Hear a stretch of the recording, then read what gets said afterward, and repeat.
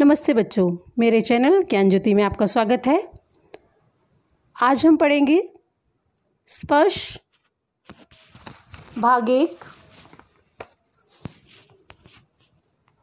Everest मेरी शिखर यात्रा। इस पाठ के प्रश्न उत्तर। यह गद्य खंड का पाठ संख्या 3 है और पहला प्रश्न यहाँ पर है, नज़दीक से एवरेस्ट को देखकर लेखिका को कैसा लगा। इस प्रश्न का उत्तर, एवरेस्ट को नज़दीक से देखकर लेखिका जो है वो हैरान रह गई, भौचक्की सी रह गई। लेखिका ने इससे पहले भी 2 बार एवरेस्ट को दूर से देखा था, लेकिन एवरेस्ट लोहत्से और नुत्से की ऊंचाइयों से घिरी बर्फीली टेढ़ी मेढ़ी नदी को आश्चर्य से वह देखती ही रह गई। बच्चों, इस पाठ के रिटन नोट्स जो हैं वो आपको यहाँ पर मिल जाएंगे। आप देखकर सुनकर अच्छे से याद कर सकते हैं। और मेरे चैनल को लाइक और सब्सक्राइब करना ना भूलें। कोई भी परेशानी है कमेंट बॉक्स में आप कमेंट करके पूछ सकते हैं और बता सकते हैं कि आपको ये चैनल कैसा लग रहा है, मेरा ये प्रयास कैसा लग रहा है। अगला प्रश्न है, डॉक्टर मीनू मेहता ने क्या जानकारियाँ दी। इस प्रश्न का उत्तर, डॉक्टर मीनू मेहता ने एल्युमिनियम की सीढ़ियों से अस्थायी पुल बनाया, लट्ठों और रस्सियों का उपयोग बर्फ़ की आड़ी तिरछी दीवारों पर रस्सियों को बांधना और अग्रिम दल के अभियांत्रिक कार्यों के बारे में विस्तृत जानकारियाँ दी। अगला प्रश्न है, तेंजिंग ने लेखिका की तारीफ में क्या कहा। इस प्रश्न का उत्तर, तेंजिंग ने लेखिका की तारीफ में कहा, तुम एक पक्की पर्वतीय लड़की हो, तुम्हें तो शिखर पर पहले ही प्रयास में पहुंच जाना चाहिए। प्रश्न संख्या 4, लेखिका को किन के साथ चढ़ाई करनी थी। इस प्रश्न का उत्तर, लेखिका को जय और मीनू के साथ चढ़ाई करनी थी, लेकिन वे अभी तक साउथ कोल कैंप नहीं पहुंच सके थे। इसका कारण यह था कि वे भारी सामान लेकर बिना ऑक्सीजन के चल रहे थे। लॉपसांग ने तंबू का रास्ता कैसे साफ किया। लेखिका और उनके साथियों के कैंप के ऊपर बर्फ का एक पिंड टूटकर गिर गया। लेखिका बर्फ के नीचे तंबू में फंस गई थी। लॉपसांग ने अपनी स्विस छुरी की मदद से तंबू का रास्ता साफ किया और लेखिका को बाहर निकाला। अगला प्रश्न है, साउथ कोल कैंप पहुंचकर लेखिका ने अगले दिन की महत्वपूर्ण चढ़ाई की तैयारी कैसे शुरू की।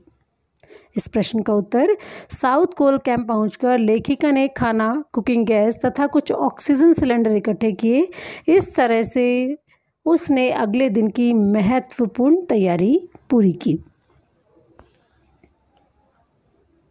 अब लिखित का ख भाग, उसका पहला प्रश्न है, उपनेता प्रेमचंद ने किन स्थितियों से अवगत कराया। उपनेता प्रेमचंद ने शुंभु हिमपात की स्थिति से अवगत कराया। उन्होंने कहा कि दल ने कैंप 1, जो कि हिमपात के ठीक ऊपर है, वहां तक का रास्ता साफ कर दिया है। उन्होंने यह भी बताया कि पुल बनाकर, रस्सियां बांधकर तथा झाड़ियों से रास्ता चिन्हित कर सभी बड़ी कठिनाइयों का जायजा ले लिया गया है, लेकिन ग्लेशियर बर्फ़ की नदी है और बर्फ़ का गिरना अभी जारी है। हिमपात के कारण हमें रास्ता खोलने का काम दोबारा करना पड़ सकता है। प्रश्न संख्या 2, हिमपात किस तरह होता है और उससे क्या क्या परिवर्तन आते हैं।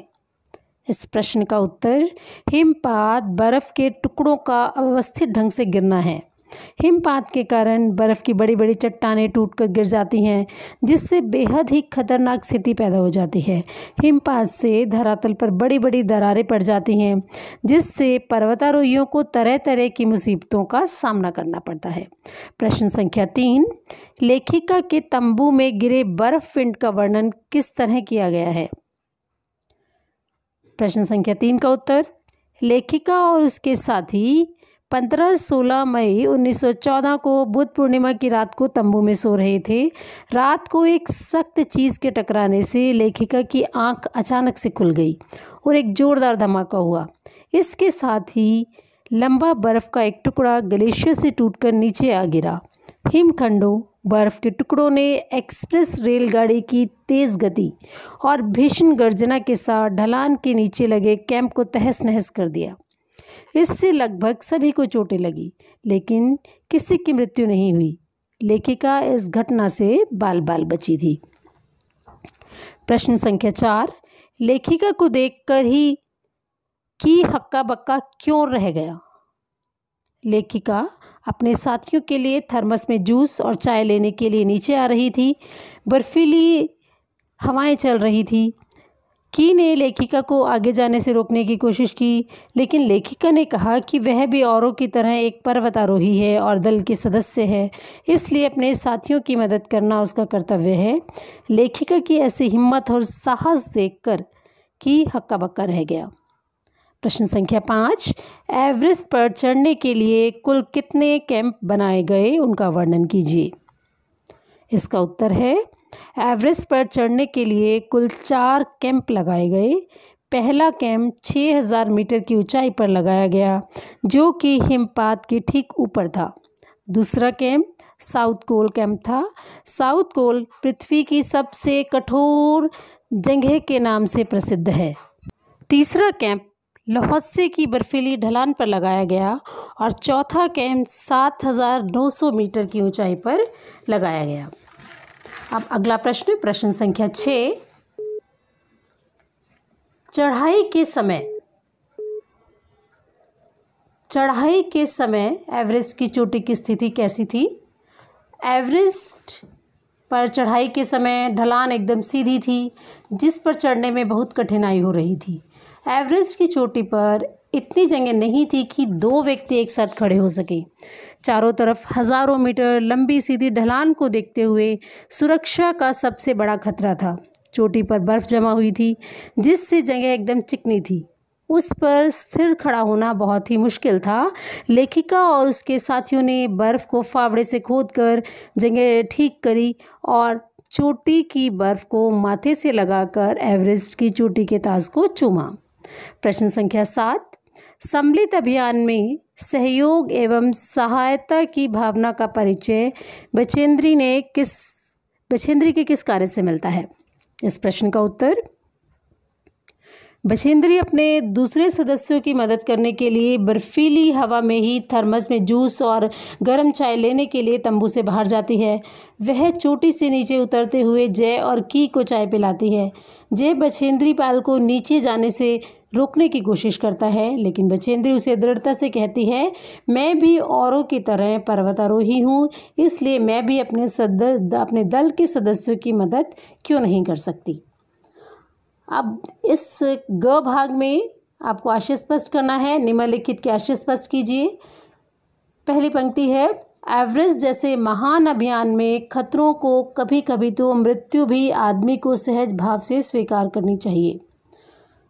इन पंक्तियों में नेता खुल्लर ने एवरेस्ट अभियान दल के सदस्यों को यह बात स्पष्ट रूप से समझा दी कि एवरेस्ट पर चढ़ना खतरों से खाली नहीं है, ये एक मुश्किल चढ़ाई है। इस अभियान में जगह जगह खतरे मिलेंगे, जिससे आदमी की मृत्यु भी हो सकती है। हमें इससे घबराना नहीं है और इसे एक चुनौती के रूप में स्वीकार करना है। अगली पंक्ति है, सीधे धरातल पर दरार पड़ने का विचार और इस दरार का गहरे चौड़े हिमवदर में बदल जाने का मात्र ख्याल ही बहुत डरावना था। इससे भी ज़्यादा भयानक इस बात की जानकारी थी कि हमारे संपूर्ण प्रयास के दौरान हिमपात लगभग 1 दर्जन आरोहियों और कुलियों को प्रतिदिन छूता रहेगा। एवरेस्ट पर हिमपात के कारण धरती पर दरारें पड़ जाती हैं और दरारें और गहरी होती जाती हैं। इन सब से भयानक जानकारी यह थी कि एवरेस्ट पर चढ़ाई के दौरान प्रतिदिन हिमपात होगा, जिससे चोटी पर चढ़ने वाले लोगों को इसका सामना करना पड़ेगा। यह सब सोचकर ही दिल घबरा जाता है। अगली पंक्तियां हैं, बिना उठे ही मैंने अपने थैले से दुर्गा माँ का चित्र और हनुमान चालीसा निकाला। मैंने इनको अपने साथ लाए लाल कपड़े में लपेटा, छोटी सी पूजा अर्चना की और इनको बर्फ में दबा दिया। आनंद के इस क्षण में मुझे अपने माता पिता का ध्यान आया। बछेंद्री पाल एवरेस्ट पर चढ़कर सबसे पहले घुटनों के बल झुककर उन्होंने चोटी को चूमा, फिर खड़े हुए बिना ही अपने थैले से दुर्गा माँ की तस्वीर निकाली, हनुमान चालीसा निकाली और उनकी आराधना की। इसके बाद इनको बर्फ़ के नीचे दबा दिया। खुशी के इस पावन अवसर पर लेखिका को अपने माता पिता की याद भी आने लगी। तो ये इस पाठ के प्रश्न उत्तर थे जो अभी मैंने आपको बताए हैं। आशा करती हूँ आपने अच्छे से सुने होंगे और आपको समझ में भी आए होंगे। अगर आप रिटन नोट्स भी इसके चाहते हैं तो यहाँ पर ये अवेलेबल हैं। Thank you. लाइक और सब्सक्राइब करना ना भूलें। कमेंट बॉक्स में कमेंट अवश्य करें।